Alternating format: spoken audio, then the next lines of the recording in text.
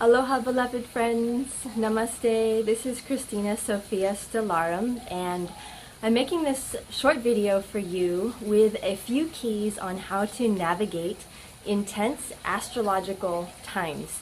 So if you've been watching the skies or your process, you've probably noticed that the astrology just seems to be getting bigger and bigger and bigger. And if you are consciously tuning in, you know that that means that there is a concomitant amount of inner work and transformation that wants to happen. It's very easy, if we're just reading sort of popular surface sources of astrology, to go into fear and victimhood and to feel like the stars are out to get us. But in truth, if we dig a little deeper, we understand that these planetary bodies are only seeking to evolve us, to support us, to move out what is not in alignment with our soul's orbit and its light, and to bring about what really does serve. And sometimes in the process that can feel a little intense. And so a few of these keys are designed to help you stay away from those places where first you may think it's personal, and it's definitely not. You know, things happen and it feels personal and it hurts really deeply, but in fact it's actually planetary. And the second thing we want to make sure we don't do is beat ourselves up. You know, whether it's a full moon or a new moon or eclipses or planets in retrograde, we want to be really gentle with ourselves, because we are made of stardust, we are the light in form, and it's really important not to add that extra difficulty to what we are digesting. So here are 3 keys to navigate intense astrological times. The first one is to ground and consecrate the energy. So all these keys assume that you've kind of done a little bit of research to see what's happening this month or this week astrologically, so you're having a chance to be prepared in advance. So key number 1 is to ground and consecrate the energy. These are huge planetary energies. Think about it. The moon, which is so much smaller than Earth, can move all the water on the planet. And so if you have that huge energy coming through, but you haven't communicated with it, you haven't set up what you'd like to use it for in your life, and you haven't grounded that energy, it's going to appear in your life sometimes like a bull in a china shop. And you know, it feels like there's wreckage everywhere, and oh my goodness, something is retrograde, and hold your horses, whoa Nelly.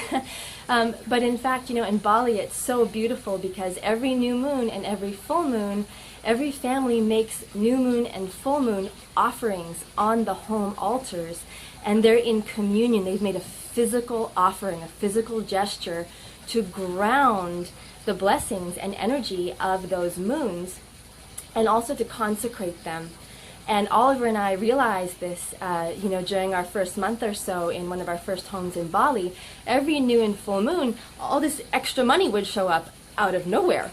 And we realized that it was showing up immediately after the new and full moon blessings had been done. And so now we've, in our own ways, stepped into that practice of grounding those energies, again, whether it's a moon or an eclipse or a retrograde or whatever it might be. So ground and consecrate. What is this energy being harnessed for in your life? The second key is to cooperate elementally and in advance. Okay, so what does cooperate elementally and in advance mean?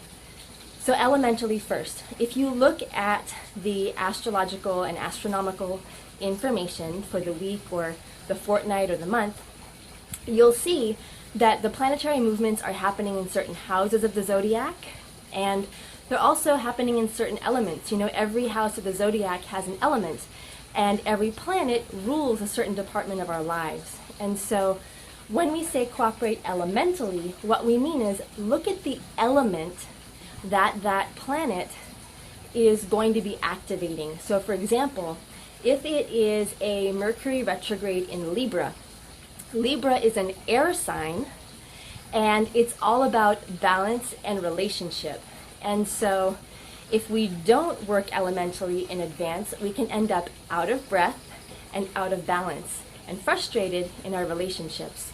But if we do take the time to breathe deeply, right, pranayama, working with the element of air, perhaps in a ceremony, and we consecrate that energy to improving our relationship with ourselves, with the divine, with our partners consciously, and we work with the element of air, it's going to feel so much better, because the element that corresponds to what's happening in the sky can move through our lives and can help us metabolize and digest.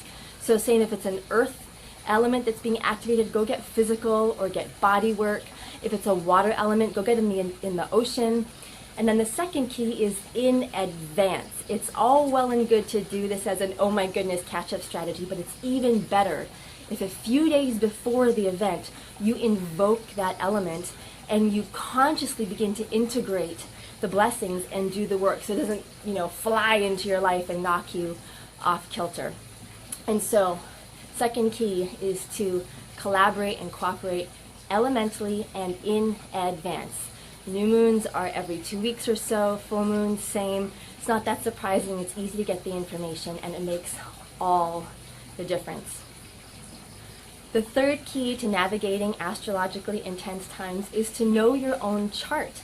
For example, if something is passing through a certain zodiac sign, such as Saturn in Scorpio or Pluto in Sagittarius, if you know what your signs are and you know what's in your chart, you'll have a sense of whether some planetary activity will be felt a little bit in your life, or whether it will show up like a marching band on your front door.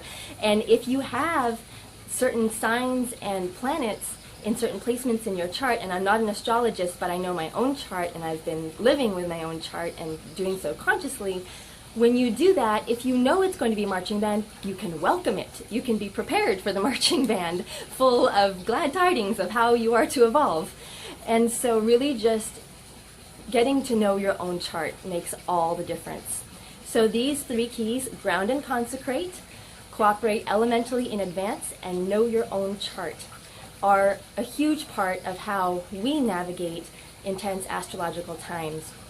And last but not least, when you do these, not only are you able to show up in a relaxed and present, expanded way for yourself, but everyone around you will appreciate it so much, because they're probably going through it too. So for you to be able to cultivate an expanded bandwidth and resourcefulness in intense astrological times is a blessing to everybody. If you found this helpful, please share it with a friend who it can support, and subscribe so you stay tuned and catch our next helpful video. I love you so much. All my love and blessings to you and all your stars. Aloha, namaste, and love from Bali.